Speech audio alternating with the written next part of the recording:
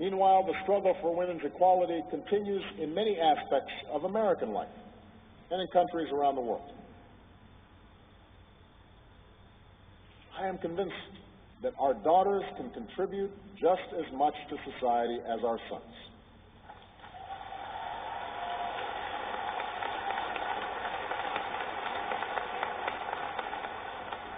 Our common prosperity will be advanced by allowing all humanity, men and women, to reach their full potential. I do not believe that women must make the same choices as men in order to be equal. And I respect those women who choose to live their lives in traditional roles. But it should be their choice.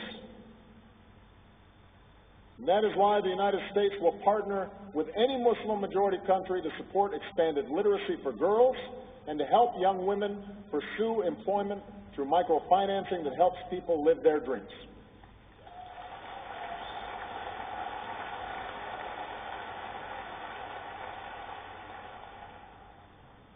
Finally, I want to discuss economic development and opportunity. I know that for many, the face of globalization is contradictory. The internet and television can bring knowledge and information, but also offensive sexuality and mindless violence into the home.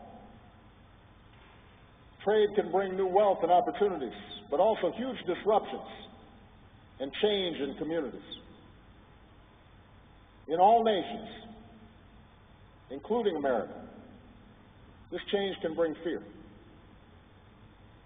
Fear that because of modernity, we lose control over our economic choices, our politics, and most importantly, our identities, those things we most cherish about our communities, our families, our traditions, and our faith. But I also know that human progress cannot be denied. There need not be contradictions between development and tradition. Countries like Japan and South Korea grew their economies enormously while maintaining distinct cultures. The same is true for the astonishing progress within Muslim-majority countries from Kuala Lumpur to Dubai. In ancient times and in our times, Muslim communities have been at the forefront of innovation and education. And this is important because no development strategy can be based only upon what comes out of the ground, nor can it be sustained while young people are out of work. Many Gulf states have enjoyed great wealth as a consequence of oil, and some are beginning to focus it on broader development. But all of us must recognize that education and innovation will be the currency of the 21st century. And in too many Muslim communities, there remains underinvestment in these areas. I'm emphasizing such investment within my own country. And while America in the past has focused on oil and gas when it comes to this part of the world, we now seek a broader engagement. On education, we will expand exchange programs and increase scholarships, like the one that brought my father to America.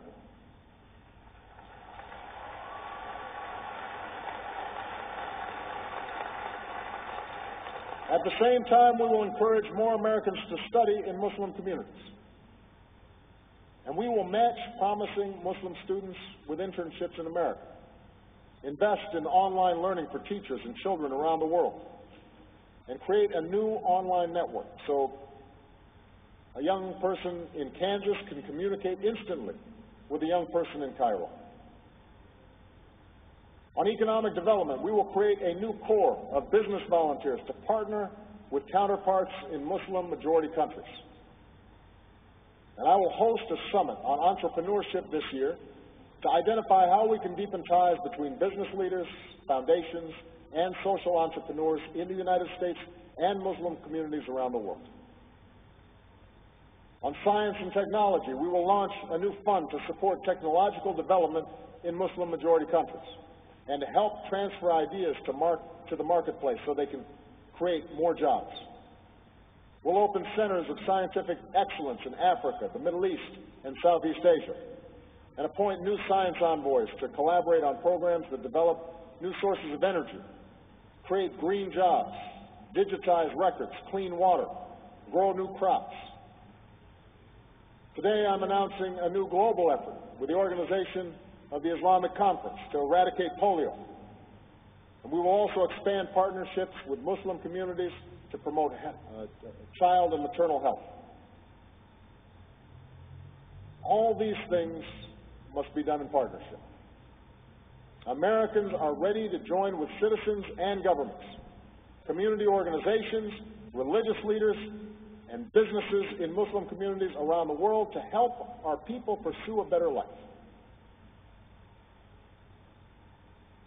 Now, the issues that I have described will not be easy to address.